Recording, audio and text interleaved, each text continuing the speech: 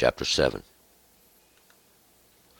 And it came to pass in the 4th year of King Darius, that the word of the Lord came unto Zechariah in the 4th day of the 9th month, even in Caslev, when Bethelshazzar and Regem-melech and his men had sent to entreat the favor of the Lord, and to speak unto the priest of the house of the Lord of hosts, and to the prophets, saying, Should I weep in the 5th month, separating myself, as I have done these so many years?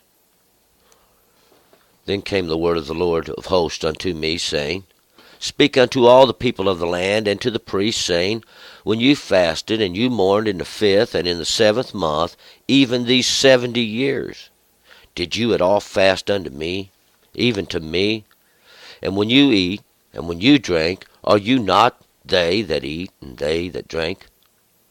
Should you not hearken to the words which the Lord hath proclaimed by the former prophets, when Jerusalem was inhabited and in prosperity, and the cities thereof round about her, and the south and the lowland were inhabited? And the word of the Lord came unto Zechariah, saying, Thus hath the Lord of hosts spoken, saying, Execute true judgment, and show mercy and compassion every man to his brother, and oppress not the widow, nor the fatherless, the stranger, nor the poor, and let none of you devise evil against his brother in your heart. But they refused to attend, and turned a stubborn shoulder, and stopped their ears, that they might not hear. Yes, they made their heart as an adamant stone, lest they should hear the law, and the words which the Lord of hosts had sent by his Spirit, by the hand of the former prophets. Therefore came there great wrath from the Lord of hosts. And it came to pass that, as he called, they would not hear. So they shall call, and I will not hear, saith the Lord of hosts. But I will scatter them with the whirlwind among all the nations, whom they have not known. Thus the land was desolate after them, so that no man passed through, nor returned, for they laid the pleasant land desolate. All right, let's go back up, verse 1. And we're going to find out we have completed, so to speak, the prophecies of Zechariah. He was lifting up his eyes, trying to make plain these things which he's seen, or put them in a context which we could understand these things. But and this, that it was the judgments of God was going through all the earth, because it was when they wasn't obeying the law of God, they wasn't keeping the law, and we'll find out they had been returned from the captivity. And Zechariah and Haggai was prophesying it was time to build this house of God. It was time to get it done, and to do what God has been saying this. And we'll find out in the last chapter they anointed Yahshua. He was the high priest, and we'll find out he was anointed, and he said, Behold, this is the shoot, this is that sprout, this is that which bringeth forth. See, the other limb had been lopped off, and this one was allowed to bring forth, and it was in hope. That's what a shoot is, a little bit of hope springing forth. This hope, we have to bring forth fruit. But we're going to pick it up here, and we're going to pick it up in the first verse in the 4th year of Darius. And it came to pass in the 4th year of King Darius that the word of the Lord came unto Zechariah in the 4th day of the 9th month, even in Caslev. And this that comes to pass, and it did come to pass in the 4th year. And the 4th year was in that 4th is a portion. It's a portion of even of a reign, and we'll find out that reign was of King Darius. And Darius is a word that means Lord, one that is a ruler. And it came to pass that in the 4th year of his reign, even that portion, that was the work of God, that portion, in the greater understandings even of King Darius, that the word of the Lord came unto Zechariah. And it would be during this period that year of Darius, that this word of God would come unto Zechariah. And that was those that was remembered of God, even in the fourth day.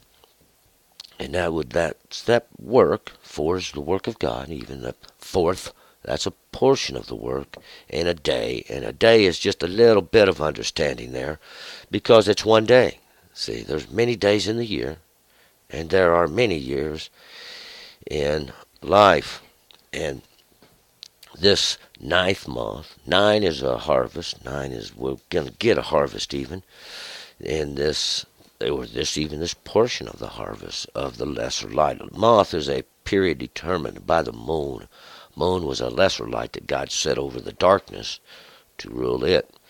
Even in Keslev, with confidence, and Keslev is confidence.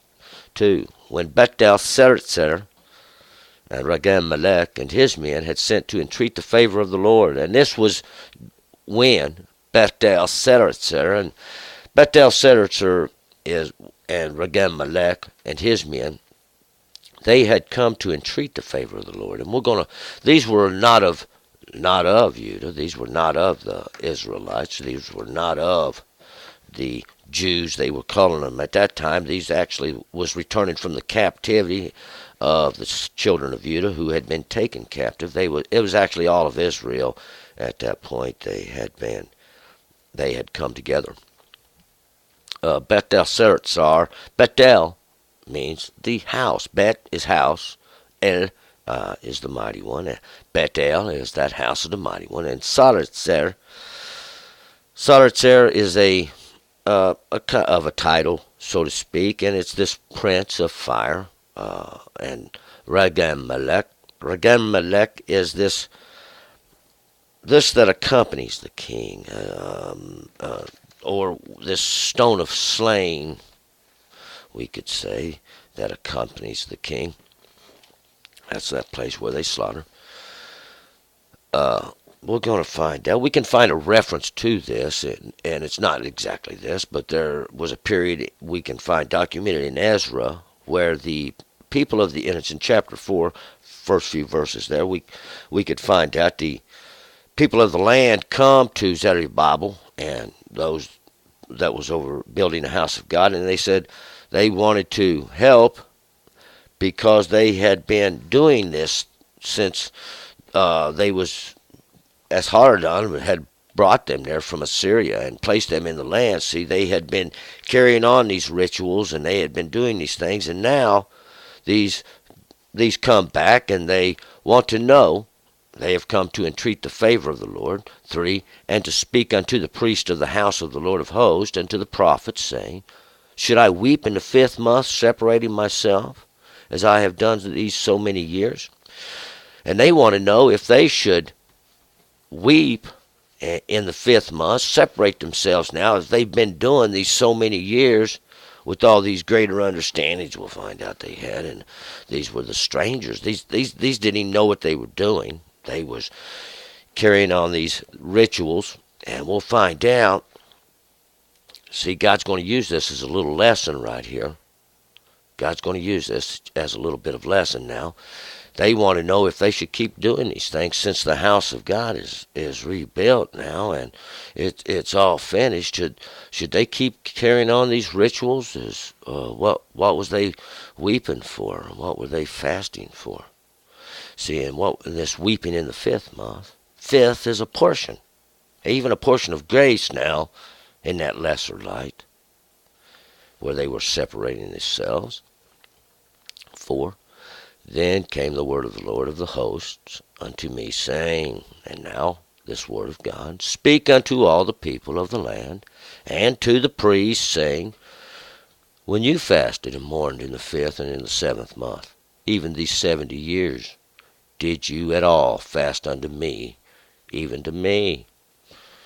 Now, when you fasted, when you denied yourself and cried, see, in that portion of grace, weeping unto the Lord, in the 7th month, see, even in that 7th is a portion as well. It's a 7th. Why? We're talking about a month, which is a period of several periods, which would make up a year. even this seventh, and in that portion that would accomplish, to complete, to make perfect even that lesser light, that period of the lesser light, even in these 70 years. This is that 70 years they were in captivity. Okay? These 70 years, why? Well, because it was to accomplish the law. Those 70 years that they was in captivity, even those, that's the greater understanding of that. Did you at all fast unto me, even to me? What was you fasting unto? Why were you denying yourself substance? We'll find out. That substance, it was symbolism to deny yourself substance. That even that. Did you do this for God? 6. And when you eat, and when you drink, are you not they that eat and they that drink? And when you eat, when you partake, and when you are you not they that eat and drink? To deny the flesh or to deny the spirit? See, what that is where the substance is. It's not the flesh which this substance nourishes. It's the spirit. And when you drink, that's just to take of the understanding of God, of why you do these things. But we're going to find out, see, what was going on was these were strangers in the land who had been keeping these festivals, keeping these fasts of God. See, these rituals that they did, that they was doing in the land when they came back in. This is what was going on when they came into the land. See, doing these rituals that these keep. They didn't have no understanding. And this had spread wide, and this is what had sent them into captivities. These sort of understandings that come from men. 7. Should you not hearken to the words which the Lord had proclaimed by the former prophets, when Jerusalem was inhabited, and in prosperity, and in the cities thereof round about her, and the south and the lowland were inhabited? Should you not listen?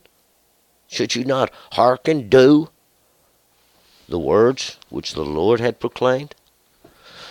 By who? The former prophets, these ones who had, these speakers from before, these ones, they had it wrote down so you could listen, so you could understand, get a little understanding. When Jerusalem was inhabited and in prosperity, during these times of prosperity, during these times when it was inhabited, why was it being prospered? Why was these things good? Well, they were keeping the law of God. When all the cities had people, and there was shouting, rejoicing, children playing in the streets. In the south, that's where we could witness. See, we could see these things, witness them. We had them wrote down. The lowland, even down in these places of flesh, where there was sin. There was sin, but there was turning. 8. The word of the Lord came unto Zechariah, saying, and this word of God, it did come to Zechariah, and that was those who remembered of God. They remembered God. They remembered the law. 9. Thus hath the Lord of hosts spoken, saying, execute true judgment. Show mercy and compassion every man to his brother. This is what the Lord had even spoken by his prophets, even Zechariah, the prophet, even all the prophets from before. Execute true judgment. Show mercy and compassion every man to his brother.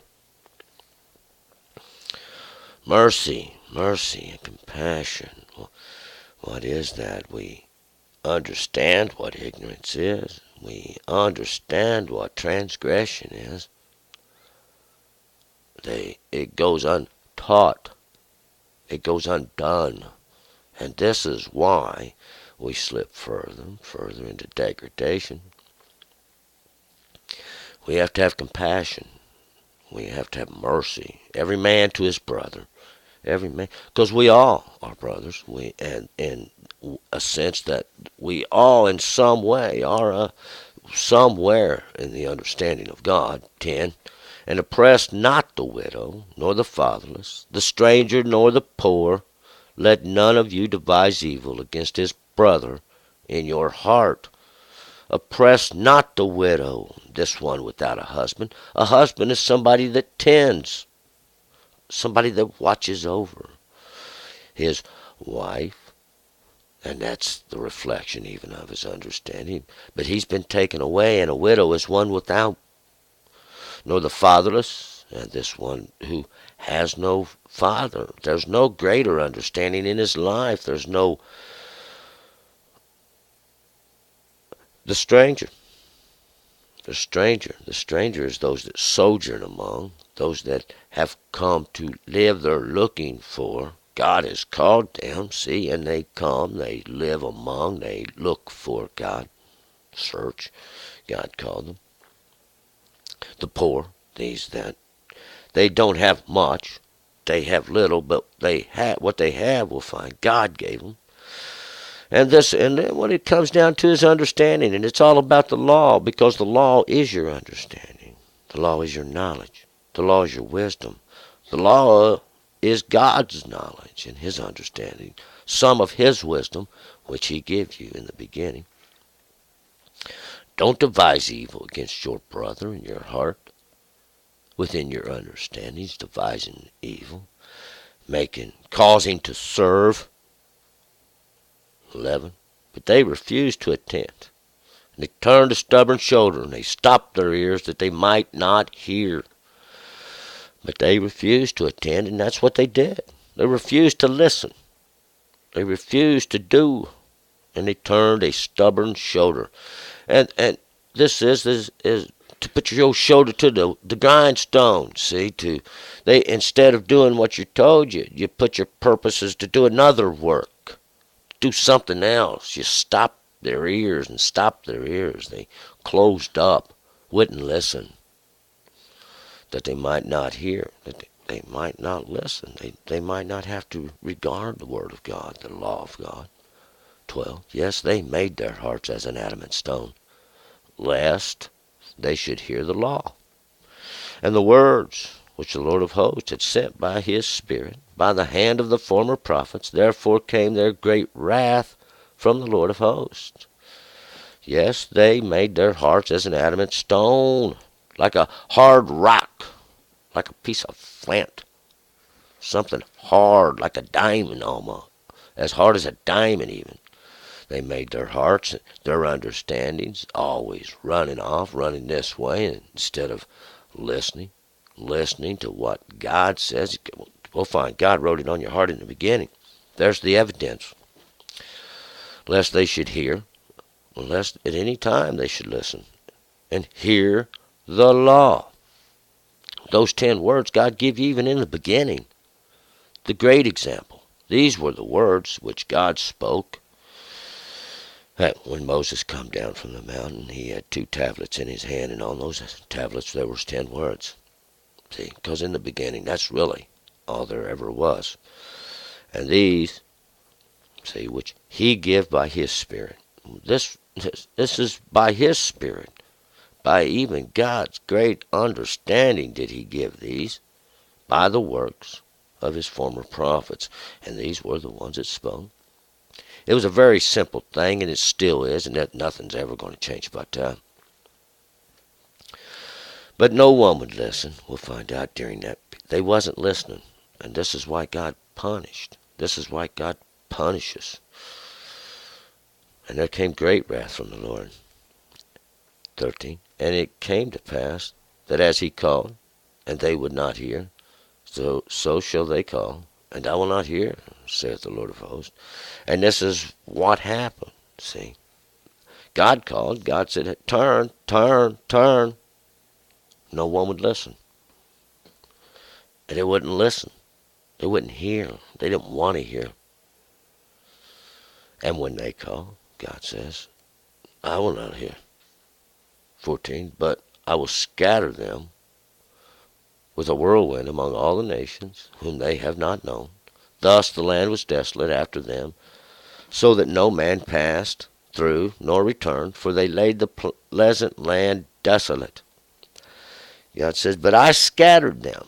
I did that, see. I scattered them, and we'll find God brought them back, see. Brought back. We find this documented. Judges. What happened? Captivity, return. Captivity, return. Sin, captivity. Call on the Lord, return. See, that's the way it works.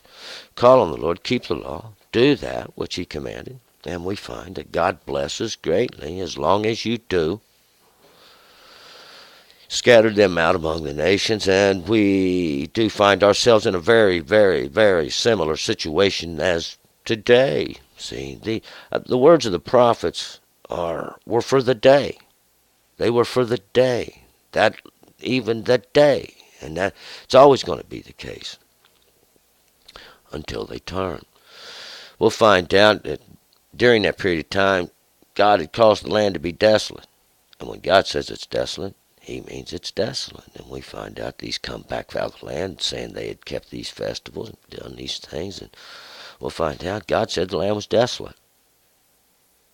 See, just kind of like when he told Eve, Adam and Eve, when you partake of that tree, you shall die. When they partook of the tree, and they didn't think they died. God said you died. If you sin, God says you die. And people sin, they say we don't die. God says you died. See, and we'll find out in the end, God's always right. Father's always right. Let's move to chapter 8. Turn and return.